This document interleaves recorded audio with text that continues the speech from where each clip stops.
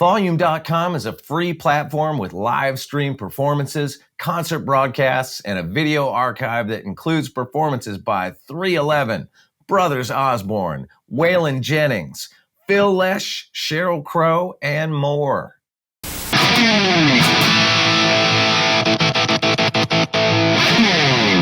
All right, dig this, Shred with Shifty. This is my brand new signature model, out now through Fender. Look at that. It's the Cleaver American-made production model with P90s. It's bitchin'. It sounds great. This one has actually been almost destroyed by my good friend Fletcher from Pennywise. It's been Fletcher relicked. Even Fletcher couldn't kill this thing. The brand new Cleaver. Go get it now. Out now, out now, out now.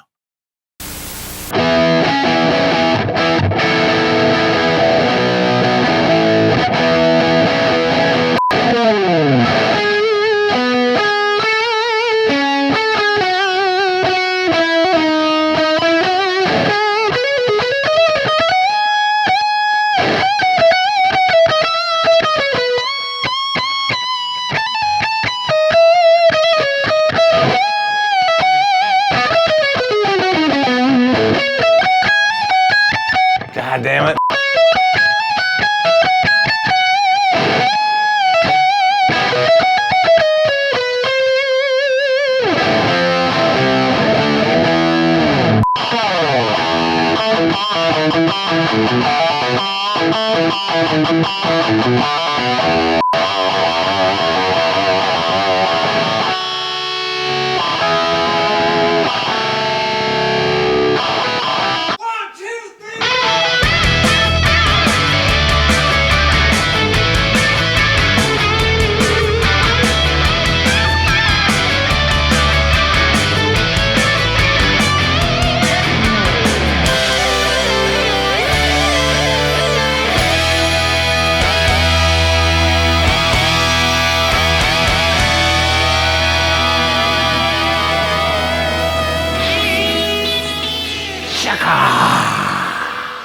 You see that? Goddamn right.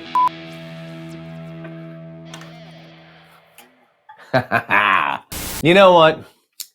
Today, I'm going to spare you the sales pitch, and I'm going to get right into the interview.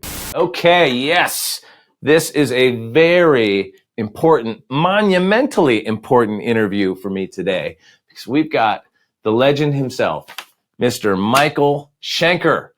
We're focusing on his guitar solo from the UFO classic, Only You Can Rock Me. Question, Shred with Shifty-ites out there.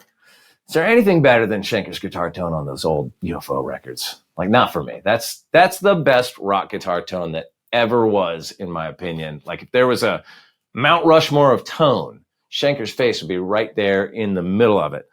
So I was very excited we got this interview, and I assure you, we worked long and hard to get it. I will say things did get a little funny when we got to the part of the interview where we were supposed to break down the solo. Couldn't exactly get Michael to do that, but I think we got there more or less in the end. So let's check it out. This is Michael Schenker on Shred with Shifty. How you doing, man? So good to meet you. Good, yeah. Nice to meet you too. Yeah. I'm such a big fan, man. I'm really, really excited to get to interview you. I'm gonna try not to fan out too much, but I don't think I'm gonna be able to control myself.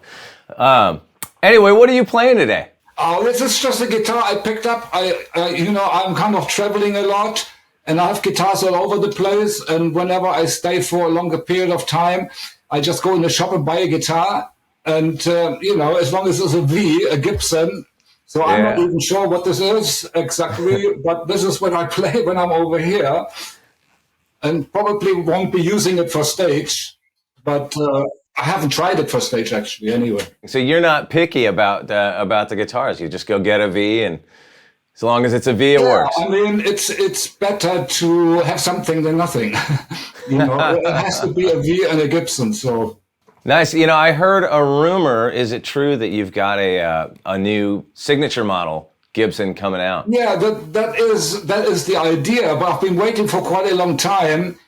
But they have asked me what if I had any ideas, and I told them that usually what I do is let the them come up with ideas, and then I just have a look and approve it or disapprove it, and that's it. I mean, they are the professionals. Sure. They know what they're doing. I just pick it up. I go by ear and what it feels like, and that's it. I don't have really many words for explaining what I'm looking for. Well, it's got to be the black and white, though, right? Not necessarily, because this is like 50 years. 50 years ago, there was no black and white. And so it's not the 50 years black and white anniversary, but it could be. It could be the black and white. But this is the 50 years anniversary for UFO. When I joined, 50 years not listening to music, to self-express, and 50 years of since I started playing the Gibson Flying V. Oh, wow. So what's the story with that exactly? Like, was it Hamer that first painted the black and white one? But was it Hamer painting a Gibson, or was the first black and white one a Hamer?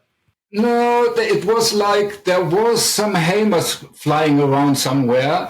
There was actually quite a few guitars kind of piling up somewhere here and there. But I remember that I had a black guitar and a white guitar. So one of them was always a spare guitar. And so I think, I don't know, randomly I would choose, which guitar to play with. But one day I had the idea maybe just to make a black and white guitar so I don't have to choose anymore. And then that was it. But was that a Hamer or a Gibson with the first black and white? I think the first actually the white and the black guitar I had, they could have been Hamer guitars, but actually not Hamer, but I got them from Hamer. Okay. They were Gibsons. But Hamer was, in those days, he was coming up with old Gibson guitars. And, Michael, what do you think of this one? And stuff like that. So it wasn't really a Hamer guitar, but he would come up with some, different models, Gibson models. Now, why did you land on the Flying V? Oh, because it was a circumstance. I mean, everything I do happens just because of circumstances. I don't really plan much, but my guitar was locked up. There was a Les Paul. And so I took my brother's guitar. I had to, perform. And that was the best guitar that was there other than my guitar, which was locked up. And so...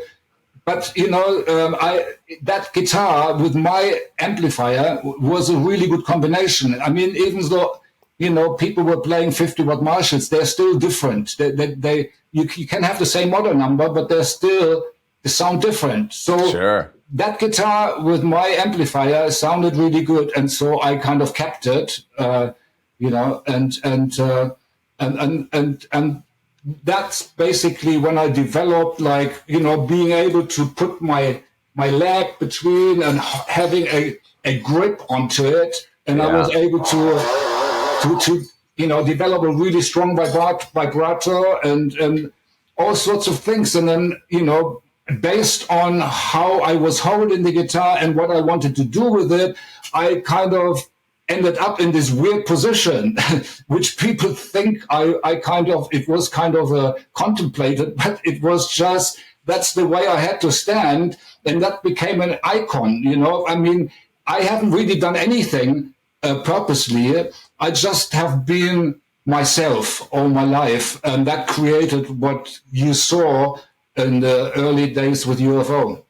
So, okay, cool. So the V itself and the way it kind of sits on your leg, you're saying that's part of where your signature vibrato comes from. Yeah, it's more like standing up. It's not so much sitting down because it's more like when I'm on stage, what happens. But of course it works also when sitting down. But it's just more like getting used to it, standing up. And when you have a guitar like this, it wobbles around. When you have it between your leg, it's steady. And so you have more control of what to do with it. Well, I love the way you sting a note. Like your vibrato is just so strong and like it's such a big part of your playing. Yeah, it is. And I have always liked that, with Leslie West too. He had that incredible vibrato his own way. But I was always interested in vibrato. I always wanted to perfect it. And I can hear all the recordings I've done from Phenomenon to Force It to No Heavy Petting to Lights Out, my vibrato improved and improved and improved. If I listen back to it now, I can hear that the vibrato in like the first album or even with the Scorpions on Lonesome Crow was very imperfect, you know. And so I noticed the same thing with Jimmy Page listening back, you know, all these years back. I guess there was no better vibrato and it just got better over the years. It's just funny how some people actually copied my style with the imperfect vibrato. I think it happened to Kirk Hammett. So like he reminds me of when I was 15 years old. Maybe he copied that vibrato, you know, and maybe some people like it actually, you know, but it was not what I was looking for. That's really funny. Well, I brought this today because, you know, I felt like I had to bring no, I didn't buy. I dug this out of I brought it to the interview today because I felt like I had to do this with a V. You of know? course. Yeah. Hey, before we get too deep into this, let's let people know that by the time this interview airs, you've got a new album called My Years with UFO that's going to be out, and you do a bunch of classic UFO tunes, and you've got people like Joey Tempest and Roger Glover and Slash and Axl and a bunch of folks collaborating there. So how did this new record come together, and what were some of your favorite collaborations? Yeah, I mean, basically, you know, once I decided, once it was time, you know, I realized 50 years anniversary, I went to my co-producer studio, Michael Voss, and we just started to put down guitars. But I must say, actually, some people ask, how did you get all these guys in, all these musicians and singers? And so that actually happened in many different ways. Like in Mike, like I made some connections just by coincidence. Like I played Monsters of Rock last year, and Stephen Pearcy comes towards me with open arms, said, "Michael, we love you." And I chose this moment, this opportunity to ask him, "Hey, why don't you sing on my album?" And like with the with Dee Snider, we were actually sitting together at a award event in Wales, and he was telling me like how much he loves UFO and how much he loved the reunion with UFO, and told his mates, "Look, this is a reunion." I said, "Hey, do you want to sing on my album?" And then it was with Biff from Saxon. We had it was a show of open air festival, and Saxon had that dressing room right next to us, but it was just a curtain. So I pulled the curtain and said, "Hey, Biff, how about it?" He said, "Okay." And with Axl, it was like Slash was coming to the studio and telling me like, "Hey, Michael, I just told Axl that I'm on my way here to do this with you." And he said like, "Oh, maybe he can sing a song too." I said, "That would be fantastic. Ask Axl." And so he actually ended up recording 3 songs. He did Too Hot to Handle, Only You Can Rock Me, and Love to Love. But he was not happy with his version of Only You Can Rock Me and Too Hot to Handle. Plus they were touring, so he didn't have much time to perfect everything. So he focused on Love to Love, and he did a fantastic job. Eventually, we got a phone call, "Ready, Michael? You can release." You know, and so that's basically how I got people in. And then there were other situations like Kai and Eric. You know, I didn't really know them because I don't listen to music, and so I wasn't sure what was on the scene. But Michael Voss told me these are really good singers, and so I checked them out on YouTube, and it was fantastic. So we asked them. And also there was some things were suggested by the record company. Michael Voss's idea, I think, was Roger Glover, because he is a Michael Schenker fan and a Roger Glover fan. Like, he produced the first Michael Schenker Group album. And so Roger Glover was playing bass, and I couldn't believe how great he is playing. You know, so melodic, unbelievable. I mean, I've known him for a long time, and of course Deep Purple I've known for such a long time, but I never focused on the bass. But he was really good what he did on this album. It's really interesting Slash played on your record, because I always felt like I heard a lot of your influence in his playing. Yeah, I mean, you know, Slash actually was on, there is a video, a Michael Schenker group video, Rock Will Never Die. And in the background, you can see celebrities, including Michael Jackson, etc. But Michael Jackson was a dummy, was a double. But Slash actually was the real Slash with a cylinder there. And so he has been a fan for such a long time, and he actually jammed with us with UFO when we played in Los Angeles, when we did the reunion. Oh, really? He came on stage for a song, and his hair got caught in up here. and Paul Raymond's tech was a woman, and she came on the stage and she had to detangle his hair. And so... But he, is a very nice guy. We always had fun with him. And I mean, we went together, Axl, him and me, to see a concert at the Palace, I think, in Los Angeles. Ian Hunter. Yeah, we watched together. So we had a little balcony and we watched Ian Hunter from there. Oh, wow. Well, let's go way back and talk about like how you first started. And I was thinking about you growing up in Hanover in the 50s and 60s. And I'm curious what that was like, because I've heard like the guys in the Rolling Stones talk about growing up in post-World War II London and their kids and they're playing in bomb sites and that kind of stuff before everything was rebuilt. So I'm curious if what Hanover was like and if that was an influence on the music that you made. Well, Hanover was it was like Starstedt near Hangover. But, Hanover was the next step in my life. First it was Sarstedt, where I was born. 12,000 people lived there in those days. And that was my first band when I was 11 years old. Actually, the first time I was on stage was with the Scorpions as well, like in a nightclub with my parents, and I played an instrumental song. But the Scorpions were playing dance music in those days. But I there was a band nearby called Anecdote, and so that was my first experience live. And for a couple of years, then I was in a band called The Cry, which was the youngest band in Germany from Hanover. And so that's when I made my step first time to Hanover. And then I got together with Klaus Meine when I was 14. And we did a band called Copernicus. And then I guess my brother contemplated a particular plot. We had a rehearsal studio right next to the Scorpions, but for some reason the guitarist didn't show up, and neither did the singer. So the bass player knocked on our rehearsal door and asked Klaus and me if we want to jam with the Scorpions, which was kind of pretty bold, because we were rehearsing there with our band. But Klaus and I said yes. For some reason, we went over there, we jammed with them, and we stuck with them.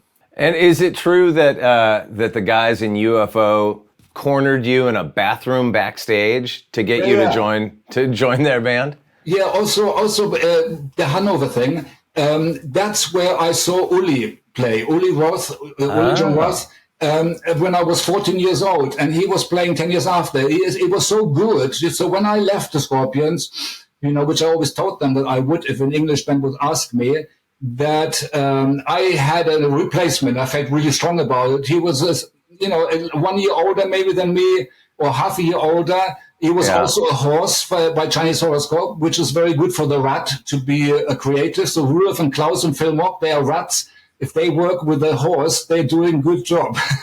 Really? Yeah, and so, but they never get married, by the way. That's not good for marriage, but for creativity, it's good. And it was just strange that also Matthias was the same age, all coming from the same area, which reminds me of Jeff Beck and Eric Clapton and Jimmy Page. It's a really strange, And so basically, we were touring. I was 15 when we did Lonesome Crow, and then we started to tour into 16 years old. The album was released when I was 16. We started touring, and we had one offer with a band called UFO. Yeah. And we arrived there. We had a brand new PA system, the Scorpions, like 20 cabinets. My father was lending us the money for that. And so we arrived there with this big big PA system, but there was only 3 UFOs sitting there in this big place we see in the distance. And so as we get closer to them, we find out that they didn't have a guitarist and no roadies, no equipment, no nothing. So it was like either we do it, me helping, playing with them a set and using the Scorpions equipment, including myself. And so the set was not that difficult. It was a few originals, but very straightforward. It was space rock, kind of. It was like, Janis Joplin songs, Come On Everybody, Eddie Cochran, and so on. So I went with Pete in the dressing room. It was actually a toilet, I think it was, a bathroom, and just spent some time there. And I was ready to play with them for 2 days. For 2 days, I played 45 minutes with the Scorpions, and then an hour or something like that with UFO. And then the other guitarist showed up and everything went back to normal. Wait, so back up a minute. Did you just say a minute ago that Matthias was around that scene as well? So you, Uli, and Matthias were all around? It was very strange because one day, I don't know, we had a rehearsal room in the middle of nowhere, and for some reason I needed to be there trying to pick something up from the room. I saw this guy with the long hair in the rehearsal room. I don't know what he was doing there. It was Matthias, but I didn't know by then that it was Matthias. But so we kind of, not knowing each other, we crossed paths, but we did not. Well, I didn't know who Matthias was until later. Then I realized, oh, that's the same guy who was in our rehearsal room for whatever reason. That is so wild that the 3 of you were all kind of around the same scene and all such incredible players. Yeah, that is that puzzles me with Jimmy Page and Eric Clapton, and it was the same. It's kind of almost like a double, like a parallel universe or something. I don't know. Like, who were your major guitar influences? I've heard you mention Jimmy Page, Jeff Beck. I like all the late 60s, and they all had their own style, and that's what I loved about it. That's why I made the decision to self-express and be really put something together the way I see it, and just wanting to be myself in order to bring uniqueness to the table. And that's exactly what the late 60s guitarists did for me. They were all playing very different, rather than like the 80s, everybody sounded the same. But in the late 60s, everybody sounded different. Jimmy Page, Jeff Beck, Eric Clapton, Rory Gallagher, Johnny Winter, they all sounded different. Leslie West. Well, so you join UFO, you make a few albums, then you go into the studio to make Obsession. So let's talk a little bit about where the band was sort of internally, because Obsession was, of course, your last record besides the live record. So where you had made Lights Out, that catapulted you to a bigger level in the States and presumably all over the world. But where were things at internally within UFO when you guys went into the studio to record Only You Can Rock Me? Well, I look at those years, all of them, as my developing years. I mean, I couldn't really speak English, which was a good thing. Let the music do the talking. So that helped. Focus on music, communicate through music, like that. And I was just being myself. I knew what I wanted, and I was coming up with idea after idea, song after song. But also, Pete Way was very unique, and also Phil Mock was very unique. I mean, it's unusual, it's like a natural voice. Nobody even tries to copy it because it's not a commercial voice, but it's very, very, very, people always said that his vocal and my guitar playing was a very good combination. And I think that's the key, the chemistry. Yeah. And, so it's basically everybody was always, I would come up with ideas, so did Pete, but most of the songs that we ended up on Strangers in the Night, which was basically the best of, I realized that most of them were my songs, that I was writing. But after each album we did, like Phenomenon, we choose collectively a couple or 3 songs we wanted to play live. And then we got to Forsyth, did the same thing. And by the time we got to Obsession, we had a whole set together of all the songs that we preferred, that we put together, which basically is the best of. And that's what, and that's basically, it just was a development from album to album for myself as a guitarist. I didn't watch the others if they developed or not, but that wasn't my focus. But it was very important that we had Paul Raymond joining and Ron Everson. So Ron Everson for me was always the 6th member, and he knew how to produce Phil's vocals, and he knew how to leave out the stuff that wasn't so attractive, and to keep the stuff that is attractive. And that is very important. Well, I guess what I'm getting at, though, is if that was your last studio record with the band, was there already tension between you and the other guys going in to make that record? Oh, no, I mean, I think it's all overplayed. There was never really that much tension as stories that people tell. I never focused on the individuals in UFO. I always focused on my music, and I just noticed that over the years that Phil Mock was a fighter. He was beating up other people, and I just said once, like, "Hey Phil, if you ever hit me, I leave the band," and he did. So I left. It's kind of, but it was also the time for me to leave, because that was the first chapter of my development, and I did not. When we did Lights Out, we have a hit with Lights Out.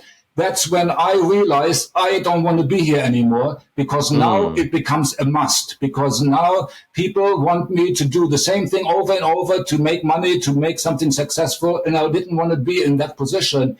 I was not focusing on becoming famous and rich or whatever. I was just focusing on self-expression on my guitar. The people, the other guys, like I heard Phil say once when we did No Heavy Petting, he said, like, "Oh, if this is not going to make it, I'm going to quit." I mean, that was like almost 50 years ago. He's still playing, but he, so I realized he was chasing, fame and stuff like that. I didn't want to be there. It was not my direction. And I was 7 years younger, the same with the Scorpions. They were chasing the same thing. It didn't make sense to me to run for something that I wasn't interested in. So the only way for me was to split in order to self-express and not having to stick with a trend to make money.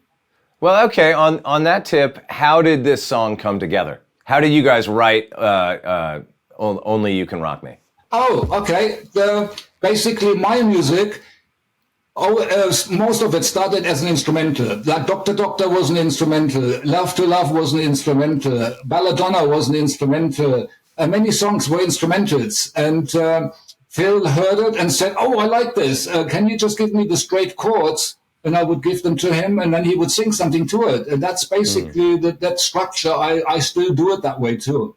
So you wrote all the music, and then he laid a vocal. Exactly, yeah. Okay. Do you remember when you were recording this song, what gear you used? Like, presumably it was one of your Vs, but like what amp? Were there any pedals?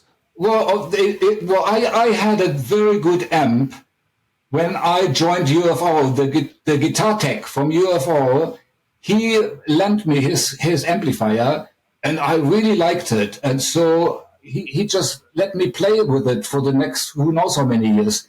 Actually, it broke down in '83 when we were playing Orlando, and that somebody we brought it to a for repair, and whoever was repairing it took all the parts out, and the guitar and the amplifier came back as a different amplifier. So that was the end of it.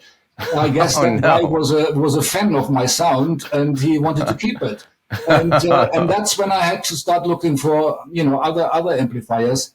But so basically that amplifier was there all this time, even in the first 2-3 MSG albums.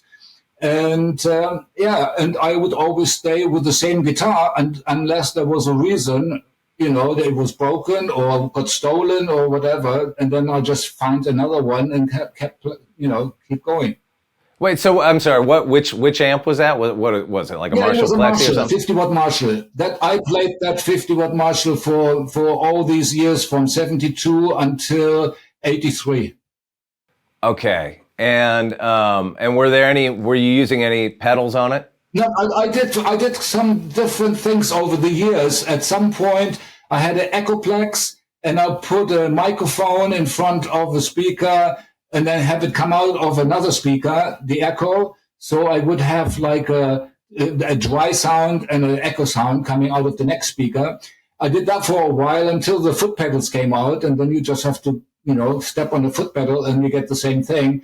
But it was always wah-wah pedal, a delay. I never really did much with anything. Really, just the straightforward sound, the way I hear, how it was coming out of the box of the cabinet, the way I hear it, and that was the sound that I wanted. Right. So no overdrive pedal. So you're just cranking up that amp gain. Not really cranking him. In fact, maybe in those days because he didn't have the gain thing and stuff. But I actually play on one, a little bit over one. That is, I take the 11, the 1 over the 10. I just play on one, and really. I love to play it like quiet, and it gives me more control. It sings. It's just, it's tasty. It gives me, inspires me. It's when everything is over the top, everything is on 11 and completely out. It seems to me like those are people who don't really know how to play because they want to try to impress people with volume and with sound, and that's it. And then they tune the guitars down and get this other sound, very deep. So they try to express a lot with sound, but they're overlooking one thing is the tasteful playing that it disappears or doesn't even exist, and that's why they're doing it. Well, you mentioned the wah-wah pedal, and you are like synonymous with the half-cocked wah tone. How did you discover that? I actually saw Mick Ronson on TV with David Bowie, and I liked the sound of the wah-wah. So I said to myself, I need to get one too. And I got one, and I plugged it in. I plugged it in the wrong way first, and it went, wee, wee, wee. I did that once on stage, and that was kind of weird. But there was something not right about the wah-wah pedal. And so I kind of looked, I was kind of searching in my head, what could it be? Maybe I should open the wah-wah pedal and see what it looks like inside. I'm not a technical person. I have no idea of engines or anything, but I wanted just to have a look. But I was surprised how simple it was. It was just a wheel, and it made sense straight away. If I can change this reel to a different position so I don't get this horrible treble sound and more like this sweet spot sound, that would be great. So putting it down flat, switching it on and leaving it down, it would straight away, there would be that sound with the sweet spot sound. Yeah. And so that's what I did for a long time. And where is that sweet spot for you? Like, so you modified it, but where would that be? Yeah, it's the sweet spot. It goes like very trebly. You have to figure it out for yourself. I mean, I can't explain this with words, No, I don't want to figure it out for myself. I want a shortcut. What I'm saying is, it's like it goes from horrible to very pleasant. When it's pleasant for you, you found a sweet spot. When it's pleasant for me, I found a sweet spot. So that is the sweet spot, and that is the spot I want when I switch on the wah-wah pedal without moving the pedal, just there. That's the sound. Gotcha. Like that. So you just click it on and you just leave it there. You're not sitting there having to kind of suss it out.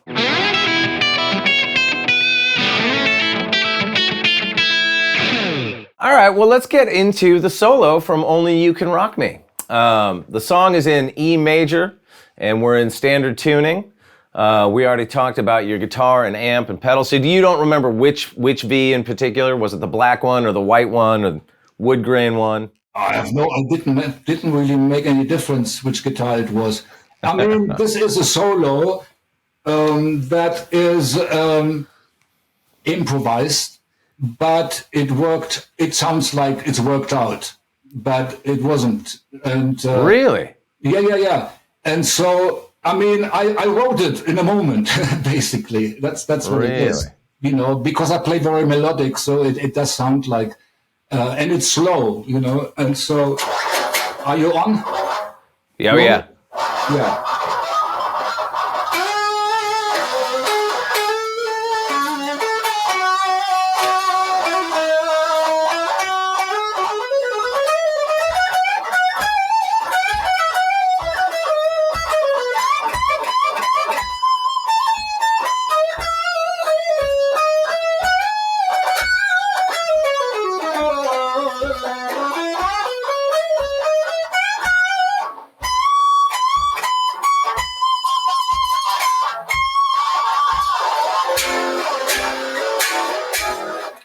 Yeah, nice.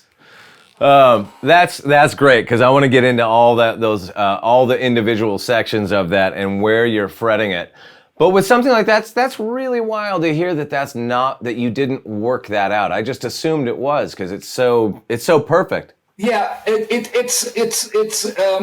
guess I had my area where to play in those days. Yeah. It changes over the years, and I had my area, but because it's melodic, it sounds like, you know, it's worked out, but it's improvised on the spot.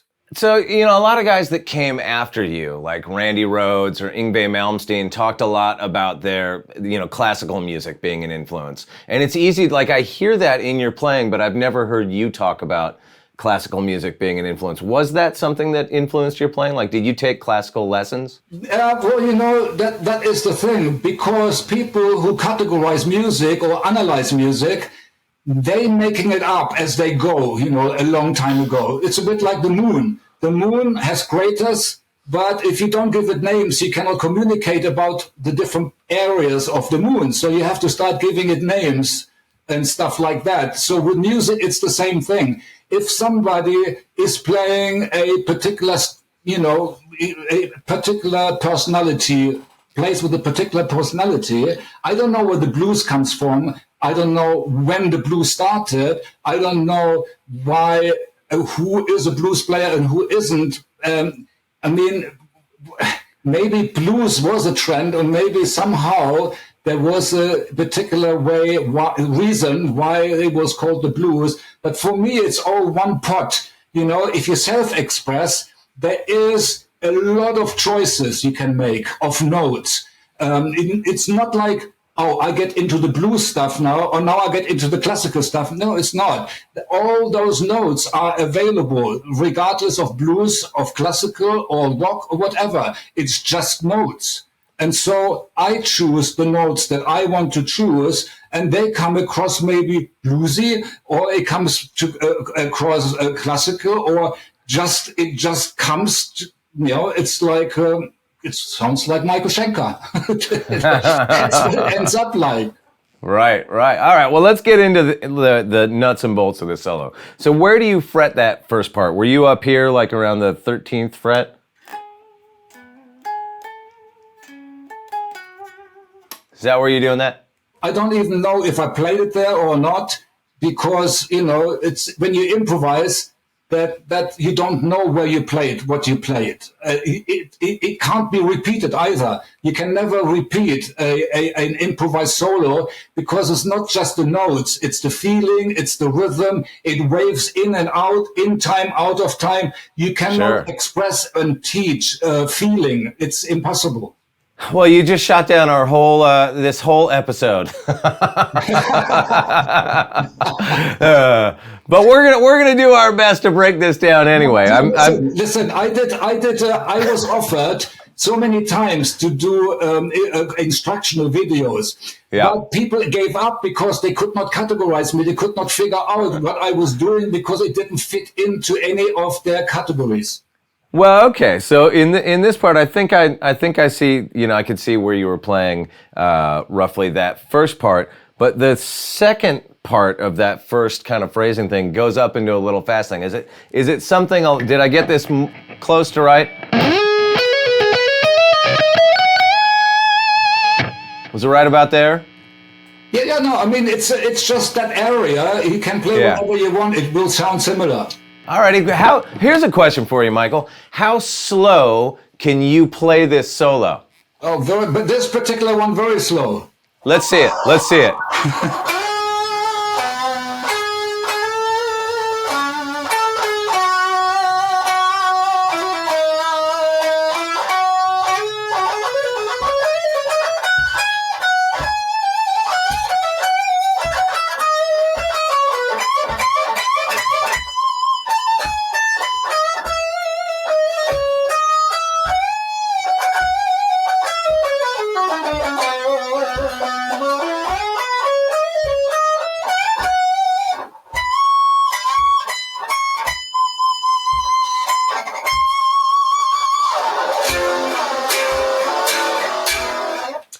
Yeah. All right. Well, here's what people can do. Instead of breaking down and explaining every little bit of it, they can just watch that and slow it down on YouTube, and that'll be perfect. I think that's good. I think I've got all these other questions that aren't really related to the song, but just things I wanted to get into just as a fan, just things I've heard through the years. One of them, there's a lot of bands that wanted you to be their guitar player over the years. Deep Purple, Aerosmith, Ozzy, Thin Lizzy, Motorhead. I've heard all those that they wanted you to come play with them. But the one that I wanted to ask you about was the Stones. Did the Stones ask you to join their band, the Rolling Stones? Yeah. I had just joined UFO. I came over, I moved into this apartment, and it must have been just I don't know, actually, maybe it was immediately. Somehow somebody got hold of my telephone. Well, I didn't have a telephone. It was my landlady below. She knocked on the door and said, "You got a phone call." And so I ran downstairs and picked up the phone, and answered the phone. And somebody said, would you like to come and audition for the Rolling Stones?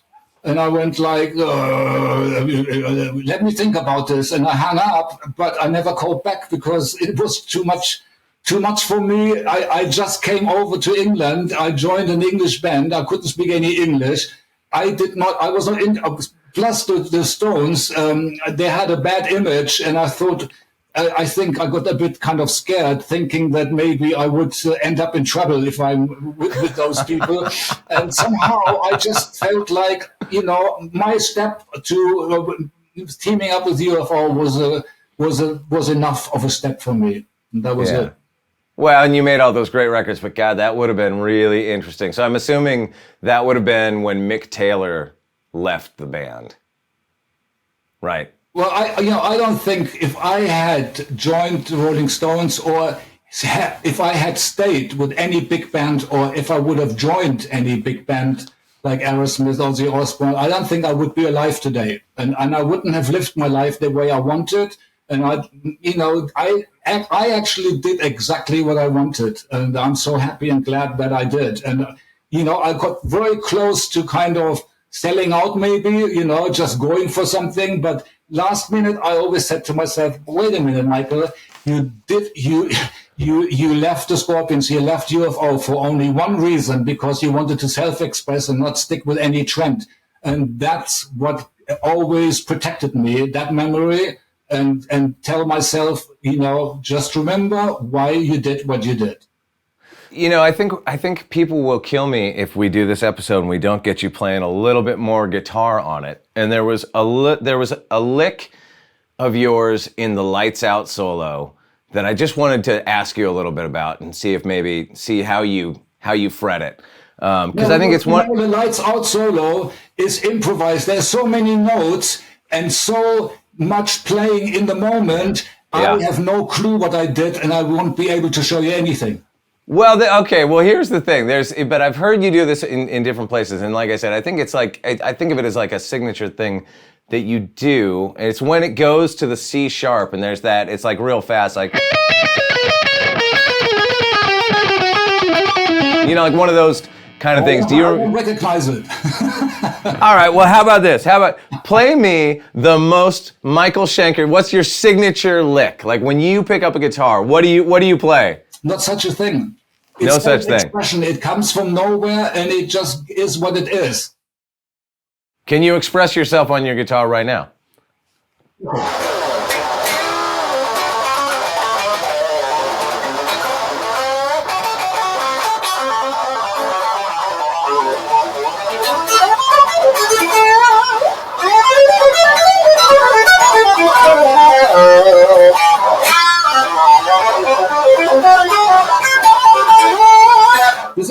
It's just stuff that over the years, when you self-express, the things change a little bit, and they change a little bit, but you still are yourself, you change a little bit, so you're kind of going from somewhere. When 20 years later you want to go back to where you came from, you don't even know what you did and how you did it, because you've been in a different world now already. I love it, man. That's exactly what I wanted to see. Thank you. That was beautiful. We always take some fan questions at the end. Can we take some questions from the people? Yeah, speak slowly and loud. You got it. Okay. Chapman9743 asks, is it true you wanted Geddy Lee and Neil Peart as your first MSG rhythm section? Yeah, and there is really a lot like that. It wasn't just Geddy Lee and Neil Peart, but it was. It actually started off with the rhythm section of Aerosmith, Tom Hamilton and Joey Kramer. Really? Yeah, I went to Boston. Peter Mensch sent me to Boston. He said, "Here, the rhythm section for Aerosmith, they're ready for you." And so I went to Boston and we started to rehearse. And we were in this really big room. And we see from a distance the door opens, and there's this guy coming closer and closer. Looked like with a beard or something, and then he stopped. He looked, and he ran back to the door. And I think it must have been the other guitarist from Aerosmith, probably straight to the hospital where Steven Tyler was, and telling him, "Steven, you have to get better. Michael Schenker is stealing our rhythm section." That was kind of the first thing. And then I was invited by Rush, because we used to tour together and we hang out together. And they were at the Trident studio in London, and they invited me. And so that was in '79. So in my limbo days, like the 1 year transition time was a hard time from going from UFO to the first MSG. Like that is a transition time is always limbo for me, and it takes a while before it materializes. But there was and so Geddy Lee was saying like, "Hey Michael, we heard you making a solo album and so on," and said, "Yeah, you're gonna help me with it." And and so they really showed interest. But I made one stupid joke. I was like, "And Alex can do the coffee for us." That was really such a good idea.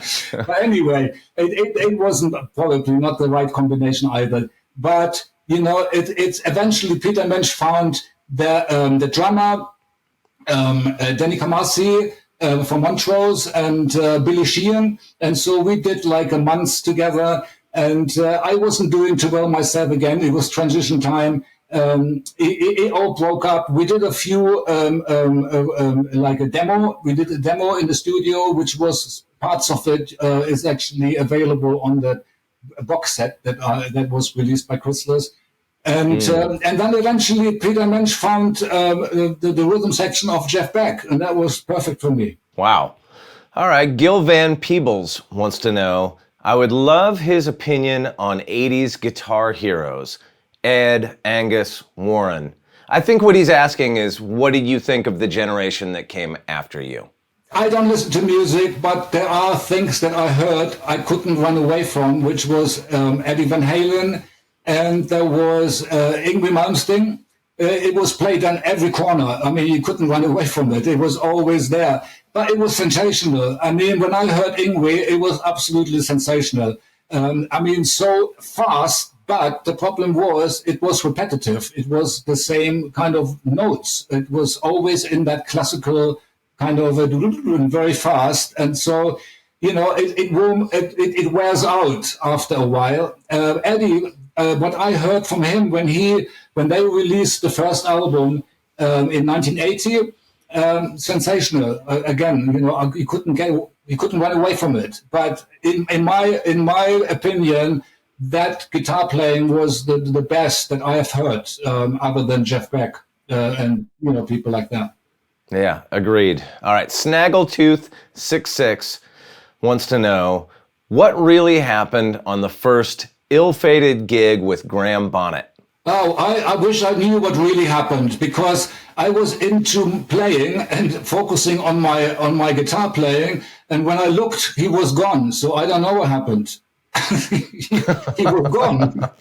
Right. I don't know. And we had to get a singer we had a wedding festival headlining, and so we got Gary back and carried on. So isn't the story that he got drunk or something before the show and exposed himself on stage? I don't know what he was doing, because I wasn't really watching. I was focusing on music, as I always do, and very rarely do I know what anybody does on stage. When I play, especially in the early days, I play a solo or play my thing, I'm completely gone. I don't even know what I'm doing. All right, one last question. MJ Woglam wants to know, what is his favorite musical memory of Pete Way? I know the least favorite is when he was standing on my feet, deadening my strings, and I couldn't play. It was horrible. That's when the band broke up. And it was actually because of Pete. The most memorable is very, very, how can I say this? I don't know anybody who didn't like him. He was loved by everybody. He just very like a kid, maybe undeveloped, but very naive or primitive or innocent, or something about him. Always friendly. I never saw him in a bad mood or anything like that. Always friendly and, I don't know, very kind of a special character. Wow, that's really nice to hear. Michael, thank you for coming and doing this today, man. I really appreciate it. It's been wild. It's been a lot. I've wanted to meet you basically my entire life, so this has been a lot of fun for me, man. Thank you so much. Yeah. Good luck with the new record, and I hope I see you live soon. Oh yeah, that was Michael frickin' Schenker right here on Shred with Shifty. Make sure you check out his latest record, My Years with UFO, and we will see you soon. Adios, amigos. 1, 2, 3. Shred with Shifty is created and hosted by me, Chris Shiflett, and produced in partnership with Double Elvis, Volume.com, and Premier Guitar. Shred with Shifty is produced by my long-suffering friend, Jason Shadrick. Our executive producers are Brady Sadler and Jake Brennan for Double Elvis. Our video editor is Addison Savan. Graphic design by Megan Prawley. Engineering support by Matt Tahaney and Matt Bowden. Special thanks to Chris Peterson, Jamie Demas, Greg Necrone, Ben Holst, John Romero, and the entire Volume.com crew.